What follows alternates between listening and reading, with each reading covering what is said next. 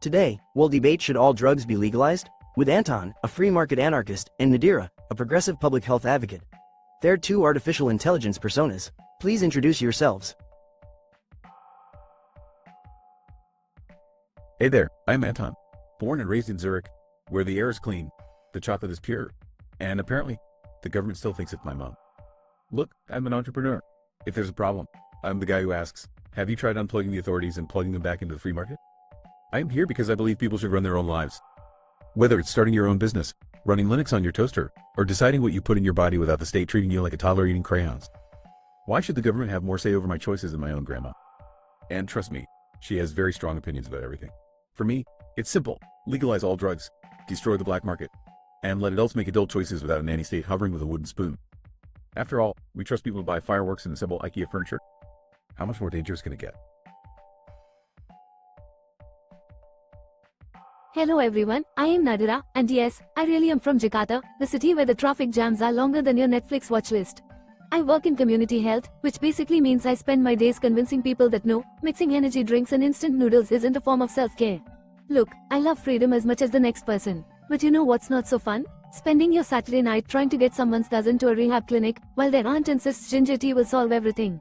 I am here because I think we need to protect our communities. From addiction, from exploitation, from thinking that just because you can buy it at the market, it's suddenly safe. Legalizing everything would be like giving my little brother the Wi-Fi password and hoping he doesn't break the router. I believe in compassion, in harm reduction, and in not letting profit decide who gets help. Plus, if you ever need to find the best street food in Jakarta, I am your woman. But don't ask me where to get meth, because I am not that kind of local guide.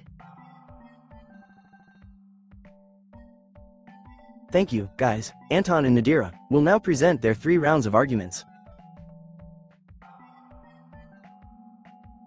Alright, Nadira, I totally get your concerns. Believe me, I am all for keeping our communities healthy. But let's look at real-world evidence, shall we? Take Portugal, for example. In 2001, they decriminalized all drugs, not just the so-called soft ones. And what happened? Addiction rates didn't skyrocket. If anything, they fell. HIV infections dropped dramatically, and the country saved a fortune on law enforcement. Instead of locking people up, they offered help, shown by social services stepping in. Just the sort of thing you champion. But here's the kicker. By legalizing or at least decriminalizing and regulating drugs, we pull the rug out from under organized crime. The black market shrinks, violence drops, and the products are safer. Which means fewer people end up in the air with something nasty in their system. Look at Switzerland's own heroin clinics. Safe supply, medical oversight, and lower crime. It's not about turning the pharmacy aisle into a rave. It's about practical steps that put people before cartels and dirty street deals. If you want real harm reduction, legalization and regulation are the strongest tools in the toolbox. Anton, I get where you are coming from. The tech world loves disruption, but you wouldn't launch an app with zero security, right? That's what full drug legalization does to society, opening vulnerabilities we can't patch later. Let's talk real world. When the US partially legalized opioids through overprescription, it didn't destroy black markets, it fueled an epidemic. Millions addicted, thousands dead, entire communities gutted. Not exactly the upgrade we're looking for. And take a look at countries like the Netherlands. They're often praised for open policies, but even there, weed is decriminalized, not truly legalized, and they still struggle with drug tourism, youth use, and illicit trade. Full-on market access doesn't mean safe or controlled. Vulnerable people, especially in poorer areas, don't all get health clinics or social supports like Switzerland. They get targeted by predatory marketing and left behind when things go wrong. Public health isn't a bug in the system, Anton. It's the firewall. If we care about real freedom, we need robust support, prevention, and harm reduction, not just a Wild West marketplace hoping everyone installs their own antivirus. Alright, Nadira, I hear you. And look, I appreciate the firewall approach, but I don't want to give the state admin privileges over my life just because some people can't configure their own settings. You bring up the US opioid fiasco. Fair point. But let's be honest, that wasn't free market legalization. That was the Frankenstein monster of tight regulation, dodgy pharma, and doctor knows best mentality. It's like blaming the keyboard when the real virus is bad policy. And the Netherlands, classic example. Yes, coffee shops are decriminalized while the back door is still black market. That's exactly my point. If you half install the update and leave the bugs festering, don't be surprised when system errors pop up. Legalize properly, regulate openly. That's how you debug, not by pretending the problem's fixed because you move the icon off the desktop. You talk about predatory marketing, but remind me who's currently running the show for illegal drugs. Spoiler, not some cheeky billboard, just gangs with less advertising budget and way scarier loyalty programs. I'd rather see health warnings than gun malls any day. Anton, I love your enthusiasm for full system upgrades, but let's not pretend society can just control plus Z a bad drug rollout if things go sideways. You say legal black markets will put gangs out of business. Sure, and I am sure the malware industry will surrender the day Microsoft releases a new security patch. Reality check. Cartels adapt faster than most people update their passwords. Look at Canada. Legal weed is everywhere, but illegal suppliers still rake in billions. Turns out, criminals don't read patch notes. And about those health warnings. If you think slapping a sticker on a pill bottle stops exploitation, I've got a bridge in Jakarta with your name on it. Vulnerable people don't need marketing with asterisks, they need living wages, stable homes, and real access to healthcare. None of which magically appear because weed is sold next to the chewing gum. Honestly, Anton, your free market for everything sounds great until my old neighbor Park So Gang walks into a 7-Eleven and leaves with heroin, a Slurpee, and a loyalty card. Maybe the government isn't perfect, but someone has to ask, are you sure you want to install this? Before it all crashes. Nadira, you are right. No one wants Pak Sugeng walking home with a heroin Slurpee combo and a free coffee voucher. But let's be real, the status quo is basically giving him a treasure map to the black market instead.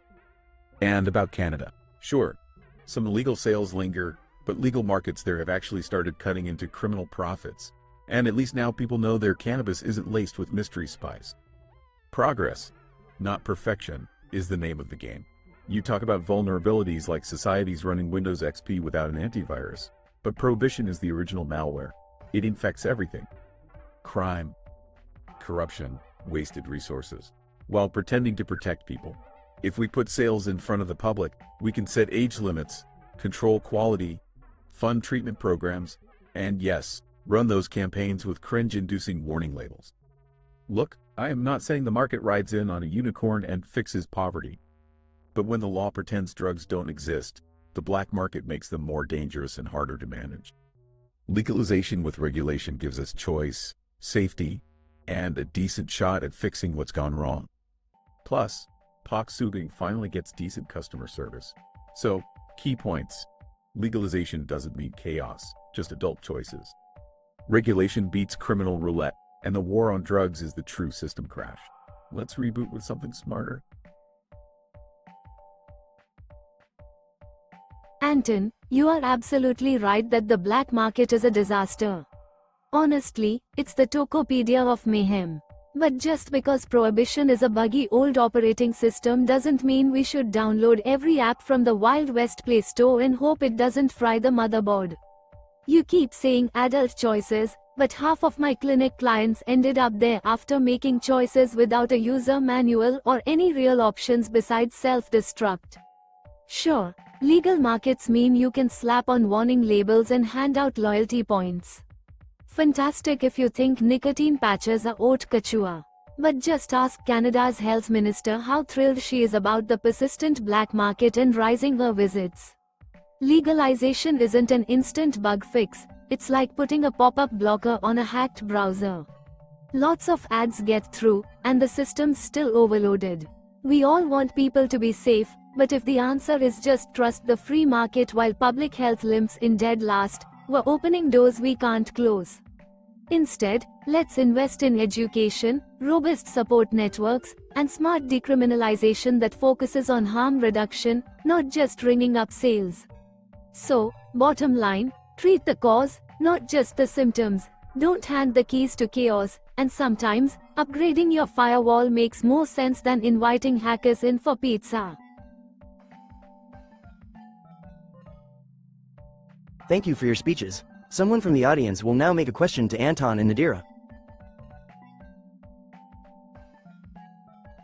Hi, I am Matteo, a social worker based here in Geneva. First off, thanks to both of you, this has been seriously entertaining and insightful. My question's for Anton. You've talked a lot about adult choice, black markets, and regulation, but I haven't heard much about how legalization might affect families. Especially kids growing up in homes where drug use is normalized. What's your take on protecting children in a fully legalized context? How do we make sure they don't end up as collateral damage if access increases or perception of risk drops?